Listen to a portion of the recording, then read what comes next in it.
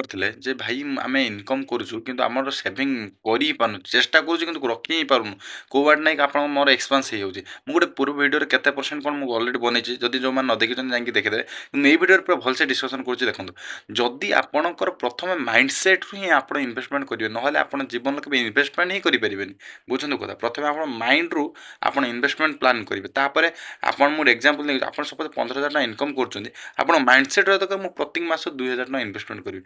କାରଣ ଇନଭେଷ୍ଟମେଣ୍ଟ ଯଦି ଏବେଠୁ ନ କରିବେ ଆଗକୁ ଜୀବନରେ ଇନଭେଷ୍ଟମେଣ୍ଟ କରିପାରିବେ ନାହିଁ। କାରଣ କହୁଛି ଦେଖନ୍ତୁ, ବର୍ତ୍ତମାନ ଆପଣ ଇନଫ୍ଲେସନ୍ ରେଟ୍ ହେଲା 6-7%। ଯେତେବେଳେ ଆପଣ ମାଇଣ୍ଡ ସେଟ୍ ରହିବେ ଯେ ହଁ ମୁଁ ଇନଭେଷ୍ଟମେଣ୍ଟ କରିବି, ଇନଭେଷ୍ଟମେଣ୍ଟ କରିସାରିଲା ପରେ ଆପଣ 15,000ରୁ 3,000 କାଢ଼ିଦେଲେ, ଆଉ ରହିଲା 12,000। ଆପଣ ନିଜ ଖର୍ଚ୍ଚ 12,000 ଟଙ୍କାରେ ହିଁ ମେଣ୍ଟେଇବେ। କିନ୍ତୁ ଯେତେବେଳେ 15,000 ଥିବ, ଆପଣ ମାନେ ଟୋଟାଲ୍ ମାସ ଶେଷକୁ ସେ 15,000ଟା ଖର୍ଚ୍ଚ ହେଇଯିବ, ଆଉ ରହିବ ଟୋଟାଲ୍ ଜିରୋ, ଯେଉଁଠି ଆପଣ ପ୍ରତ୍ୟେକ ମାସ ପ୍ରୋକ୍ରାଷ୍ଟିନେସନ୍ କରି ଚାଲିବେ କିନ୍ତୁ ଆପଣ ଇନଭେଷ୍ଟମେଣ୍ଟ ହିଁ କରିପାରିବେ। ଏଇଭଳିଆ ଇନଫର୍ମେଟିଭ୍ ଭିଡ଼ିଓ ପାଇଁ ମୋତେ ମାନେ ପେଜ୍କୁ ଫଲୋ କରନ୍ତୁ।